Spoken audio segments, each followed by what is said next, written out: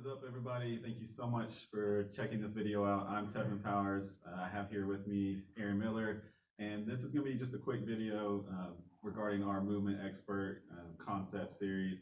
This is just basically a case study is what I would call it. We're just going to break down a couple of things, hopefully provide a little bit of an approach for everybody. This was Aaron's idea, so I'm going to let him dive into a little bit more about why he wanted to do this and what we're actually trying to accomplish here, and then we'll jump into it.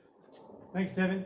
So yeah, I thought of this idea because I feel like we need to have something out there that describes the clinical aspect of what we do. We hear a lot of research and all these reports that we learn in school, and I think that the part that's missing from our education is the clinical skill and background on how to actually treat people and their cases and how they present. So this kind of offshoot of Tevin's podcast is something we like to coin the case-by-case series. And it's a thing we're going to hope to kind of continue in the future as we kind of have individual cases that come out, patients that we've treated, just questions how our thought process works and going through the whole treatment process to give others an understanding of how important the line of thinking is in treatment. So I think I'd like to jump in. And if you guys have any comments, questions, please feel free to reach out and ask along the way too, because we're all trying to learn. That's the purpose of this. So I'm gonna let Tevin dive in with our first case. It's one of his patients that he's gonna kind of update you on that, and we'll kind of play around with questions and kind of his thought process as he goes along through this particular patient. So I'm gonna let you, Tevin, kind of take the lead on that now. So yeah, for this first case, I wanted to bring up something that we're all going to see. It's a very, very common, you can call it a sports injury, but you'll see it just in the general population as well. Just kind of an acute ankle sprain. I just wanted to talk about the progression, the approach, the mindset for this specific patient. Sounds pretty straightforward in the beginning. We just had a couple of scenarios and some kind of variables to consider for this specific patient. So just to dive in real quick, I had a 16-year-old female volleyball player, so she's a sophomore in high school, comes in with lateral ankle pain, just keeping it super basic as far as the description right now. I expected after she told me she was in volleyball, I was like, oh, okay, she probably jumped, landed on it, and that's what our mechanism was. However, it was actually another student in her high school had a drawstring backpack on, and they were both going down the stairs together, and somehow the other student basically just kind of snared her leg, and she ended up falling down an entire flight of stairs, basically sliding all the way down to the bottom. It was a big dramatic scene with the ankle basically in a full plantar flex inverted position, just bent up under her. So she's compressing it, she's sliding all the way down the staircase. She wasn't able to stand on it immediately after immediate excruciating pain. And so during our testing, we noticed significant irritability. So this was a very severe, high sensitivity patient. So can I jump in there real quick, Tevin? So just so that we all kind of understand where you're coming from. So what do you really mean by highly sensitive, highly irritable? Because that's something we hear all the time, but coming from you and your expertise, like, what does that mean when you see this patient? Was her ankle just like blown up and that's what you mean? Or kind of, can you describe that a little bit? Yeah, absolutely. So sorry about that. So what I mean when I say that is there was obvious inflammation, significant compared to the other side. It's very asymmetrical. But when I say high sensitivity, severe sensitivity, what I mean is gentle movements, even in any plane. So dorsiflexion, plantar flexion, inversion, eversion, passive or active is very irritable. Every movement in every plane set off the symptoms in that same location with everything. And then on top of that, even with palpation or setting her up for grade 1, grade 2 mobilizations of the talocrural joint, the navicular, anything in the midfoot, the lateral column, anything like that would actually set off her symptoms that first session for us. So that's what I mean when I say highly irritable. Does that kind of answer that? Cool. Thank you. No, that's a great question. So first session, her concerns were she has a volleyball tournament coming up in 2 to 3 weeks, and she can't walk basically at this time. So that's one of the X factors I was kind of mentioning in the beginning is, okay, do I tell her that's not gonna happen, or do we progress this to where she can function, but we know it's gonna hurt like crazy, right? So. Yeah, that'd be my question, Tevin, is what do you tell this young female athlete who's getting pressure from her coaches, parents, whatever? Yeah. I don't know the whole backstory of that, but I'm sure we see it all the time. Like, what do you tell that girl who wants to play? Yeah, I mean, I think this is where we get in trouble a lot in even the general population or with our sports population is if we tell them they can't play, well, then they shut us out, they shut down. mhm. If we tell them, oh, you'll be 100%, then we're flat in line. Sometimes you have to understand the tissue healing, the concept of tissue healing, what tissue is involved with potential traumatic injuries like this.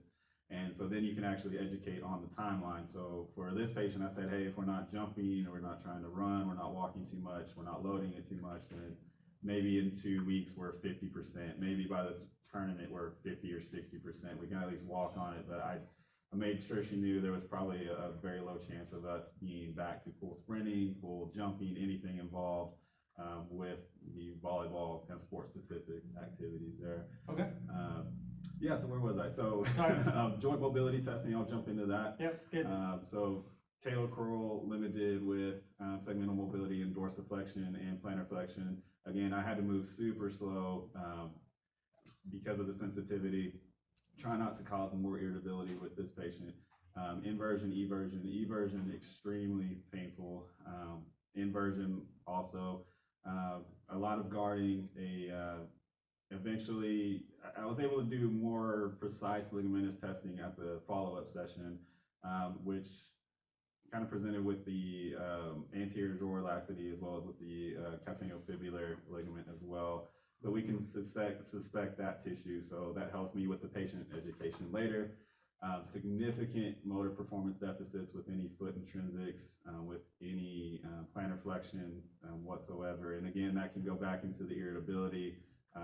Part of me thinks she was trying to avoid it, and part of me thinks that there's other movement impairments that were there before the trauma happened that could potentially influence where this patient was. So, Sure. Yeah, so just to kind of skip ahead in the timeline a little bit. So we actually had her able to do a full heel raise bilaterally at the end of 2 weeks. And that was immediately reversed almost a couple days later because she jumped into one of her club volleyball team practices and was pushed to the limit. So that basically puts us all the way back into the acute phase for our injury and what we're looking for there. So it was significantly sensitive all over again. We noticed an increase in the inflammation. And this is another one of the things, the anxiety for this type of patient. So she's trying to pursue a collegiate volleyball career. And now there's a lot of frustration, a lot of anxiety because the tournament is now in 2 days, I think we have. And she was just lit up by this practice. And so we go into our education. We did a lot of different low grade manual work, whatever she could tolerate to kind of, again, kickstart that healing process, keep soft tissue pliable, keep joints mobile. And I did back-to-back days at that point just to check on her. The amount of anxiety was just incredible. So I want to make sure she goes into this tournament knowing, hey, it's probably going to hurt. You need to kind of pay attention to how you feel. You're not going to be thinking about it during the tournament. As an athlete, you can't think about your injury if you're trying to play, and not playing was not an option for her at this time.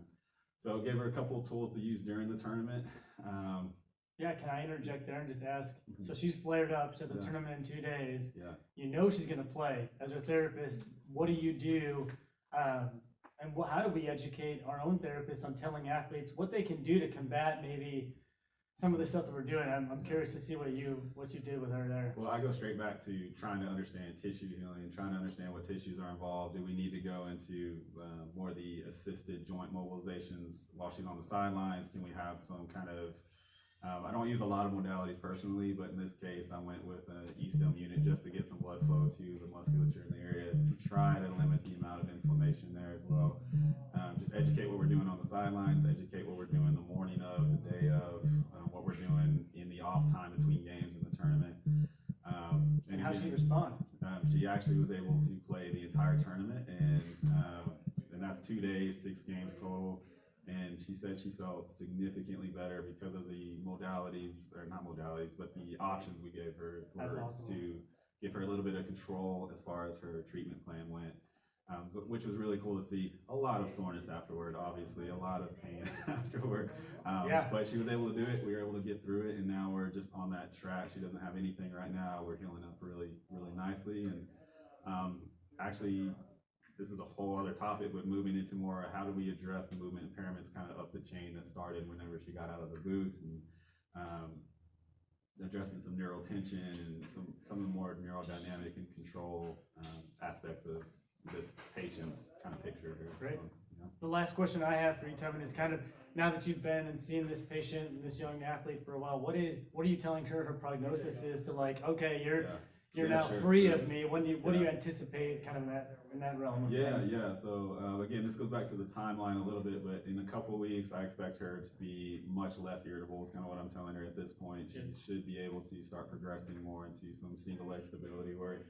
I think it's gonna be a little bit longer before we get into any plyometrics, or I feel comfortable with her performing any other plyometrics, because as soon as she got done with the tournament, she's telling me, "Hey, my heel hurts now, or on the back of my heel, whatever this thing is right here." She's pointing to her Achilles tendon, Yep. and so we, again, going back into tissue healing, we know now there's a reactive tendon after testing. We have to unload it. There's a whole other set of circumstances we have to consider with that. But then, as long as that calms down, I'd say, 6 weeks, we should be almost 80 to 90% good to go. Probably another month before she's back to, 100%. Great. Kind of where I'm at with that. So Great. Yeah. Well, Tevin, I thank you for taking the time and sharing your case. I think there's a lot of great stuff to unpack with how his mind worked, how he managed the parents, the athlete, the care, because you're gonna have people that come into your clinic who look like that and wanna play that weekend, and you have to have some strategies, some ways to convince and educate your patient or athlete on how they're gonna manage, because I think he did a fantastic job in the most important part in that early stage is educating your patient. He did a great job with that and setting the expectations, setting the boundaries, and giving the patient back some control, even in the event of a pretty traumatic and unstable, I guess, situation for that ankle. So I commend you on how you handled it, and I know that she's going to come back to full strength, and I appreciate you sharing with us. So. yeah, thanks for the questions, man, and thank y'all again for checking this out. I think we're all done for today, and Yep. we'll come back with more at some point. So keep Case checking by this out. case. Case by case. There we go. All right.